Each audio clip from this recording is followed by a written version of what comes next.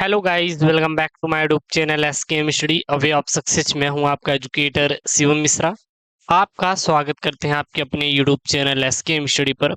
और यहां पे लेके आए हैं क्लास 12 केमिस्ट्री का जो रसायन विज्ञान का मॉडल पेपर है आपके लिए है, जो बोर्ड एग्जाम 2024 के लिए है। ठीक है ना। तो इस मॉडल पेपर को यार जरूर तैयार कर लीजिए और वीडियो को लाइक कर दीजिए, चैनल को क्या कर लेंगे, सब्सक्राइब कर लेंगे। इसका पीडीएफ, जी हाँ, सबसे पहले आपको एक चीज बता दूं कि आपको इसका पीडीएफ भी मिल जाएगा।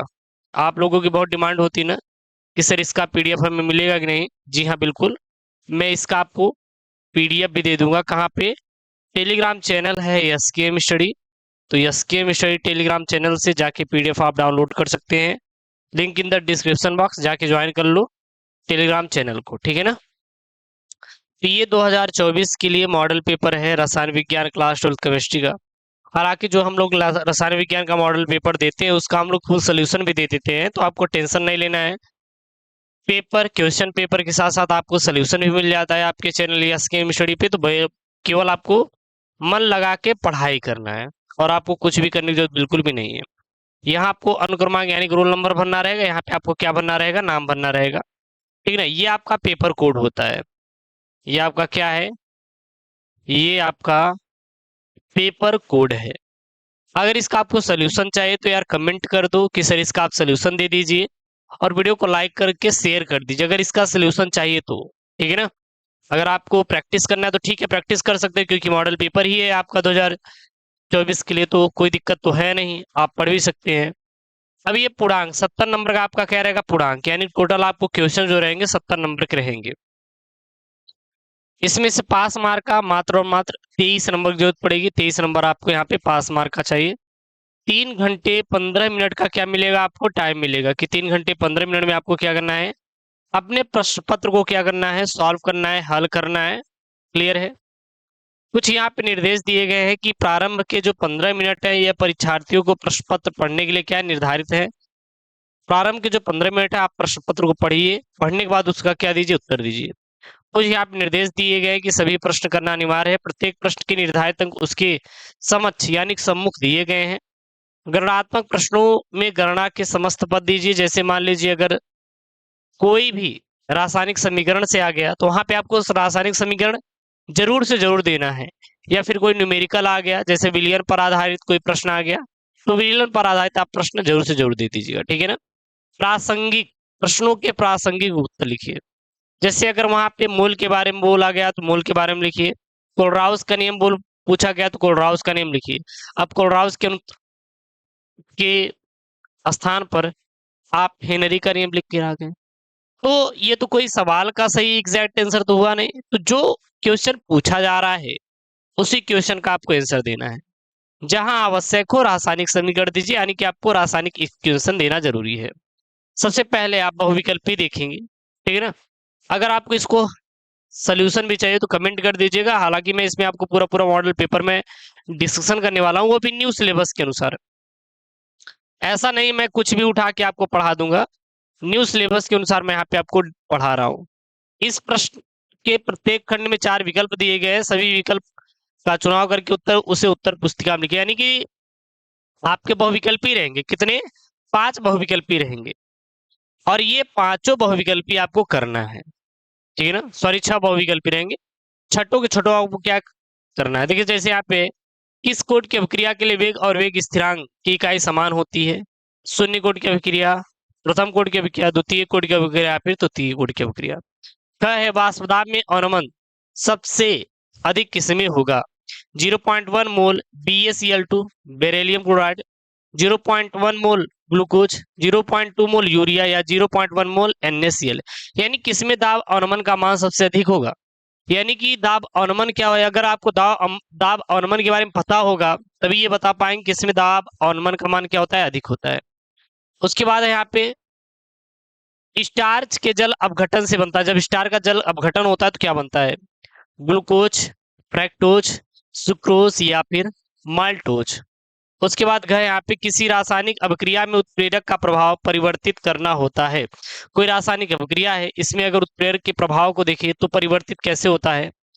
सक्रियण ऊर्जा द्वारा, साम्य सांद्रण द्वारा, या फिर अवक्रिया उष्मा द्वारा या फिर अंतिम उत्पाद के द्वारा। फिर यहाँ पे ओजोन होता है एक आक्सीकारक, एक अपचायक, या आक्सीकारक अपचायक दोनों, या फिर उपयुक्त में से कोई नहीं। फिर यहाँ पे CH3 का होल ट्रायस। फिर आप सिंगल बॉन्ड यन है, एक क्या है, प्राथमिक एमीन है, तृतीयक एमीन है, द्वितीयक, या फिर इनमें से कोई नहीं। जब आप चीजों को पढ़े रहेंगे तो उसका आप आसानी से आंसर दे पाएंगे।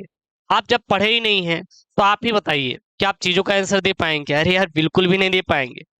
कोशिश आपको क्या करना है, पढ़ना है, बेहतरीन तरीके से पढ़ना है, याद करना है, चीजों को मेमोराइज करना है, ठीक है ना, क्योंकि बोर्ड एग्जाम है। अब तो बोर्ड एग्जाम में बहुत सारे नियम भी आ रहे हैं, जैसे कि इस बार नियम बदला गया है कि जिस बच्चे का 45%, अगर जनरल बच्चा है तो अगर 45% से कम है इंटरमीडिएट में, तो उसका कहीं पर एडमिशन नहीं होगा, चाहे BA हो, चाहे BSc हो, चाहे BCom हो, कहीं पर भी एडमिशन नहीं होगा।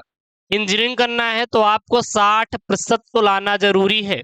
अगर आप इंजीनियरिंग करने जा रहे हैं तो अगर आपका 60% नहीं है तो आप इंजीनियरिंग के लिए एलिजिबल नहीं है। तो ये कुछ नए नए नियम लागू गए हैं, किए गए हैं बोर्ड की तरफ से, तो इन नियमों को आपको पालन करके ही पढ़ाई करना पड़ेगा। अगर आप चाहते हैं कि हम अच्छा नंबर स्कोर करें बोर्ड एग्जाम में, तो मेहनत तो करना पड़ेगा। हमारे साथ मेहनत कीजिए, हम तो आपको करवा ही रहे हैं, ठीक है ना। उतना बेहतर से बेहतर हम लोग वीडियो आप तक पहुंचा रहे हैं। फिर यहाँ पे दूसरा का प्रश्न है, यहाँ पे 5 प्रश्न है, ठीक है ना। ये जो सारे प्रश्न है मैं आपको बता दूं कितने कितने नंबर का है, क्योंकि इसको मैंने एक एक करके अपने हाथों से बनाया है। तो ये सभी के सभी 2-2 नंबर के हैं, 2-2 नंबर के हैं। ये भी 2 नंबर का है, ये भी 2 नंबर का है, ये भी 2 नंबर का है, ये भी 2 नंबर का है, ठीक है ना।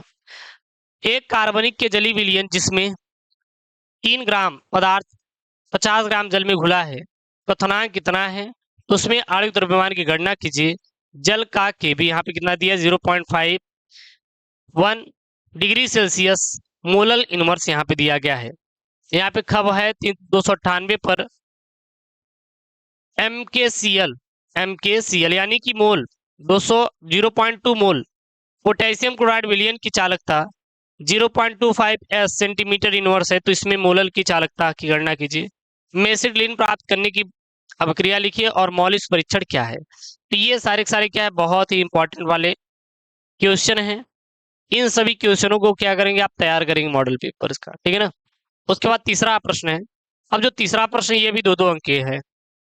कितने नंबर के, 2-2 नंबर के सारे सारे प्रश्न है, चारों चारों। समपराशरी विलयन किसे कहते हैं, उदाहरण से समझाइए। सिल्वर नाइट्रेट के घोल में कॉपर की छड़ डालने पर घोल क्यों नीला हो जाता है।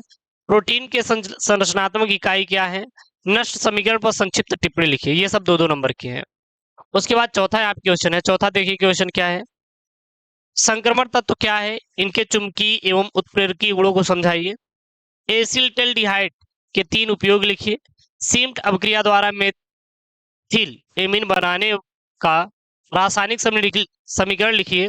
पहला मेथिलेमीन तथा दूसरा यहाँ पे है एनिलीन का एल्कोहली KOH की उपस्थिति में क्लोरोफॉर्म के साथ गर्म करने पर होने वाली अभिक्रियाओं का रासायनिक समीकरण लिखिए। फिर यहाँ पे DNA के 2 रज्जु समान नहीं होते, अपितु एक दूसरे के पूरक होते, आपको समझाना है। अब ये जो चौथा वाला प्रश्न है, ये सभी सभी 3-3 नंबर के हैं। ये कितने नंबर के हैं, तो ये आपके 3-3 नंबर के आपके प्रश्न है, 12 नंबर के। उसके बाद पांचवा के यहाँ पे क्या है, अभिक्रिया के वेग का अर्थ उदाहरण सहित स्पष्ट कीजिए। एक प्रथम कोट की अभिक्रिया की 10 मिनट में 20% पूर्ण होती है, तो अभिक्रिया के 75% पूर्ण होने में लगने वाला समय ज्ञात कीजिए। उसके बाद क्या है, एक जलीय कॉपर सल्फेट विलयन नीले रंग का निम्नलिखित प्रेक्षण दर्शाता है। जलीय पोटेशियम क्लोराइड के साथ हरा रंग और जलीय पोटेशियम क्लोराइड के साथ चमकीला हरा रंग उपयुक्त प्रायोगिक परिणामों को समझाइए। उसके बाद यहाँ पे गए है उपसमय यौगिकों में प्रकाशिक समावयता का कारण क्या है, उदाहरण देकर समझाइए और इनका यूपीएससी नाम लिखना है। इनका यूपीएससी नाम लिखना है NiCO का होल 4 और K3FeC2O4 का होल थ्राइस। इन दोनों का क्या निकला है, आपको यूपीएससी नाम लिखना है। और यहाँ पे घ वाला है एमिनो अम्ल तथा प्रोटीन की परिभाषाएं लिखिए। प्रोटीन के प्रमुख स्रोत एवं शरीर में उसके कार्य लिखिए और प्रोटीन के विकृतीकरण को आपको स्पष्ट करना है, ठीक है ना। अगर इनकी हम बात करें तो ये सब आपके 4-4 नंबर के प्रश्न हैं। ये सब कितने नंबर के हैं, तो ये सब आपके 4-4 नंबर वाले प्रश्न हैं। मैं इसलिए आपको बता दे रहा हूं ताकि आपको ये पता रहे कि कितने नंबर वाले प्रश्न हैं। उसके बाद छठा है यहाँ पे, फिनॉल का डाई एजोनियम लवणों तथा क्यूमीन से विरजन की विधियों का वर्णन कीजिए। फिनॉल की कोल्बो अभिक्रिया तथा रीमर-टीमैन अभिक्रिया के लिए रासायनिक समीकरण लिखिए। अथवा में एल्कोहल के विरजन की 2 विधियां लिखिए, 3 रासायनिक गुणधर्म लिखिए एवं रासायनिक समीकरण भी आपको लिखना है, ठीक ना। फिर यहाँ पे है क्या होता है जब, केवल रासायनिक समीकरण लिखना है। यहाँ पे क्या होता है जब, जैसे कि एसीटोन की आयोडीन के साथ NOH की उपस्थिति में क्रिया कराते हैं, फार्मिक अम्ल में फेलिंग विलियम मिलाते हैं, बेंजोइक अम्ल में अमोनिया के साथ गर्म करते हैं, एसिटल्डिहाइड टॉलेन अभिक्रमक मिलाते हैं, या एसिटिल अम्ल के को CaO यानी कैल्शियम ऑक्साइड के साथ गर्म करते हैं। अथवा में आपको ये कैसे प्राप्त करेंगे, इसका रासायनिक समीकरण देना है। फार्मिक अम्ल से कैल्शियम फार्मेट, फार्मेल्डिहाइड से यूरोट्रोपिन, और एसिटिक अम्ल से एसिटिल क्लोराइड, और एसीटोन से एसीटोन हाइड्रोजन की कैसे आपको प्राप्त करेंगे। और एक यहाँ पे है, छूट गया है नीचे, बेंजोइक अम्ल से ब्रोमो बेंजोइक अम्ल कैसे प्राप्त करेंगे, ठीक है ना। फिर यहाँ पे 7वां वाला प्रश्न है। अब ये जो 7वां वाले प्रश्न ये सब 5-5 नंबर के हैं, ये भी 5 नंबर का, ऊपर वाला भी, जो ऊपर वाला देख रहे हैं ये भी आपके 5-5 नंबर वाले प्रश्न हैं, ठीक है ना। ये सब 5-5 नंबर वाले प्रश्न हैं, छठा और 7वां। 7वां क्या है, 7वां का है परिशुद्ध एल्कोहल तथा औद्योगिक विधि द्वारा निर्माण कैसे होता है और किण्वन किसे कहते हैं, इस क्रिया के लिए अनुकूल परिस्थितियां आपको लिखना है। और फिर यहाँ पे हमारे भोजन में प्रोटीन का क्या महत्व है, प्रोटीन के मुख्य स्रोत, प्रोटीन के द्वितीयक संरचना के विषय में आप क्या समझते हैं, प्रोटीन का विकृतीकरण क्या होता है। या फिर आप क्या कर सकते हैं, आप इसको कर सकते हैं, 5 नंबर का है, संयोजकता आबंध सिद्धांत यानी कि वीबीटी की मुख्य अवधारणाओं को वर्णन कीजिए। चतुष्फलक और अष्टफलक उपसंयोजक यौगिकों का आपको क्या देना है, उदाहरण देना है। क्या देना है आपको, उदाहरण देना है।